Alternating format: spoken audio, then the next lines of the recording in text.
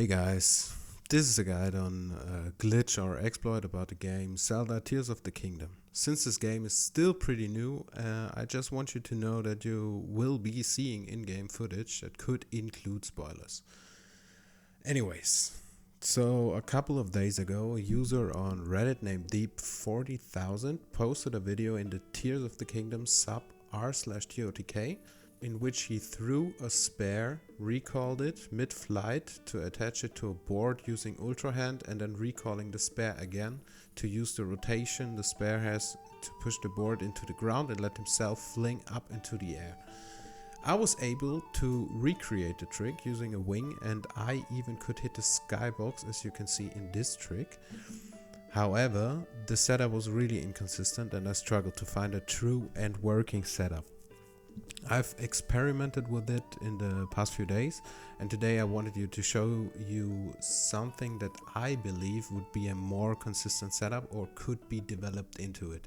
Since this trick is still brand new, keep in mind that while this things work seemingly consistent for me, or have been until now, I still haven't tested this quite enough, and in different environments of the game, such as the depths for example, which is part of the reason why I wanted to make this video so quickly, to encourage others and try out this technique and find all the nooks and crannies and maybe even hit the skybox with this setup. First things first, unfortunately I wasn't able to hit the skybox with this setup. The height I have gained has always been around 600 to 1200 units. Sometimes even reaching 1500 units, but very rarely did I hit the 1500 units. Units meaning the rightmost number displayed in your minimap. However, 600 to 1200 units is still enough to reach the lower sky platforms and might come in handy for some speedrun if this setup truly proves to be consistent. With that being said, let's begin. There's 6 things to talk about. Prerequisites, wing placement and terrain, throw and recall, the spare attachment, the second recall plus links placement, and tips. For the setup, you will need a wing, a spare fused to a square wooden plank, a bow and an arrow, and that's it. If you want to train the setup, I recommend you to farm wings at the dispensers as well as spares, and if you find a location, make a manual save there with your spare equipped or have multiple spares ready. The manual save is just making it easier for you, because if you get launched too high, your spare and wing will actually despawn. As a good training spot, I would recommend the stable in Necluda near the Ishos shrine. I can never get those right. This might just be my personal preference, because it's the same spot where I hit the skybox, or because the original creator made a trick there as well, which is why I'd also like to encourage you to try and find other spots as well. As of now, however, I don't have an explanation for how this glitch works, but I believe that this is due to the wing being pushed into the ground and the game trying to apply anti-clip mechanics, flings the wing and Link so much out of the ground that he takes off. But so far, every spot that I've tried has worked, as long as it was a flat or only slightly slanted spot, just like in this video. You can see to the left, it's a little bit more slanted. So you can see the wing I placed is a little bit on a flat surface, and the surface in front of it and to the left is the deciding factor on the glitch working or gaining more height, I believe. Because as of now, as the higher the slant, the more inconsistent the setup will get, but the more height you will be able to gain. So that is the important factor when placing your wing. You have to look forward and to the left. If it is flat there, slightly slanted or slightly higher, you can place your wing there where I placed it. This is pretty much all that you need to know about the wing placement. As of now, I haven't put more thought into it. The only other one is that I also use the nose to aim the spare. So I'm actually looking for I'm looking at the lower sign part of the reticle, and I'm actually trying to have like a half a reticle height up to a reticle height between the nose and the low reticle part. It's tough to explain, but you can compare all the reticle placements that I have in the video, and I hope you can get a hang of it. It's the reticle should be relatively closely to the nose, but it also depends on if the wing is a little bit more descending or ascending to you or from you, depending on the flatness of the surface. Alright, with Link, I'm placing myself directly behind the wing, so that I always have the same distance to the nose of the wing. This helps for finding a specific setup for a spot. Just find a way to mark where you want to put the wing, like use one of the teleport markers, put it there, and then always place the wing at the edge of the teleport marker, so you always have the same starting spot, and from there on you can try to adjust the height a little bit more up or a little bit more down. So now we are standing in front of the wing and we are in our throw position. We are holding the R button and trying to find a spot somewhere in between of one reticle length and a half reticle length, something like that, to start to throw it. And this is where the second part comes in, the throw and the recall. First off, we're throwing, and right now we're opening the menu, right? That's like, it feels really like frame one. Like you let go of R and immediately press L. You have to already have thrown the spare, because otherwise you're not throwing it. You can't buffer it. So you throw the spare, and right here we already see the first position. I call it like the first frame. It's actually probably like a few frames between activating recall and the recall hitting. So you're gonna see right now the spare is gonna turn our what is it, 90 degrees? Yeah, it's 90 degrees. Jesus goddamn.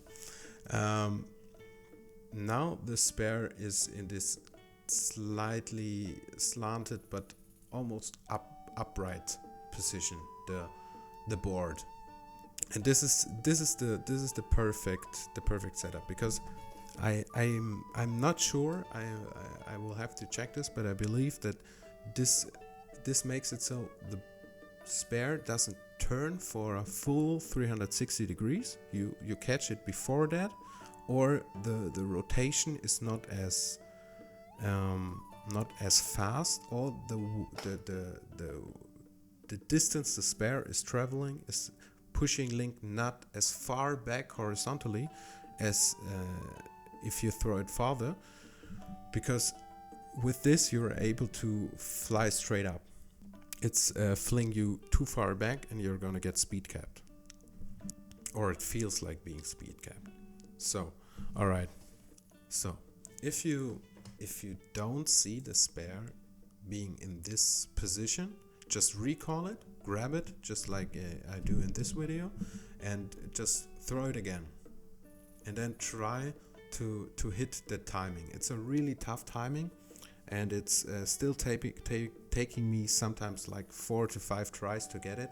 But you actually don't have to attach the spare and hope for it to work.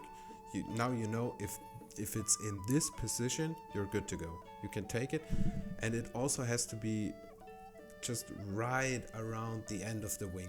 You will see it as soon as we ultra hand it. Alright, now we activated the recall, and what happens now is the screen turns black and white, and you have time to ultra hand it until the screen is fully black and white. You don't have to be ultra super quick, but you have a lot of time to catch the spare now with ultra hand, which is what we are doing now. But it's important to know that the spare only starts moving back, or anything recalled only starts moving back as soon as the screen is fully in this black and white filter. Alright, now we grabbed it, and now the next part, spare attachment.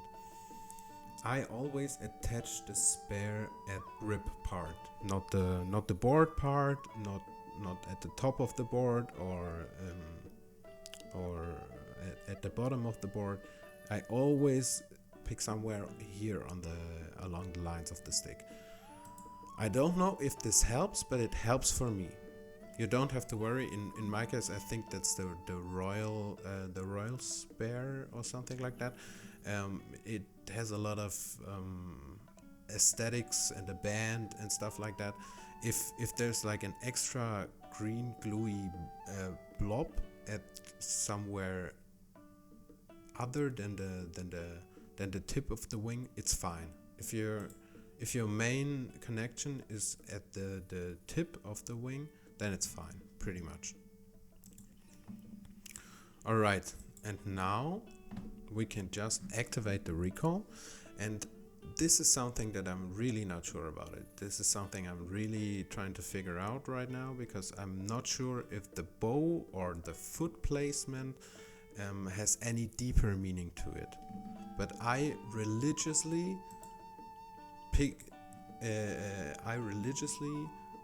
use the bow. I aim down, and then I try to hit this little outer notch of the wing with my right foot.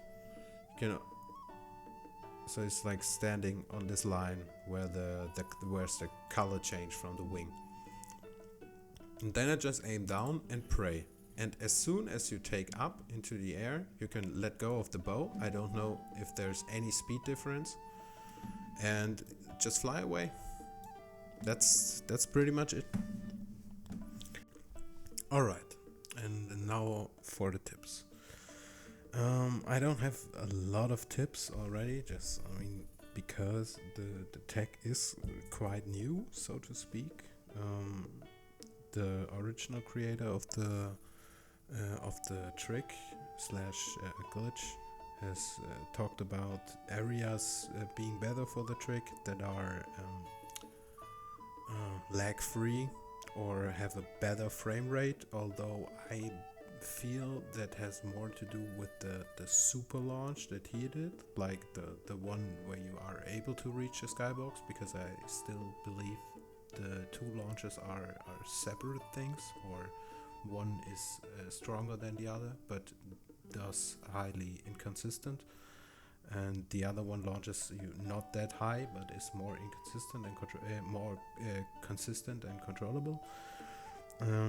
So far, I've taken measures and tried this trick in 720p. I haven't tried it in 1080p, but it's mainly because my switch is the V1 switch, and it already starts wheezing as soon as I start TOTK.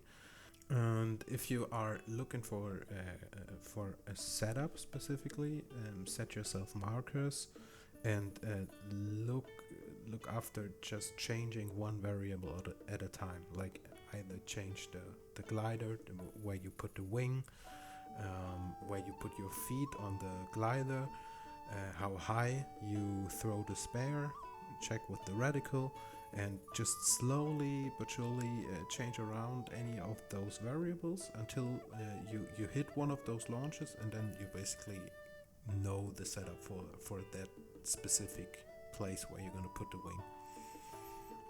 Yeah, and that's pretty much it. Thanks again to Deep 40,000 who found this trick, and I hope this was helpful and not too much rambling. I'm planning on re-editing this. I just wanted to get the message out of the setup and to get you guys to test it out, because I'm still not sure if this even is a setup. So yeah, let's get to testing, and if you have any questions or if there are any misunderstandings in the video, because there are no cursors, no icons that I have drawn, as just freeze frames I have been working with. If you have any specific questions or need any more video material or stuff like that, please let me know. A better guide as soon as I've explored this a little bit more is coming soon, I believe. And yeah, thanks for watching. Let me know what you think in the comments, and how many what heights you have already reached. Let's make Revali proud.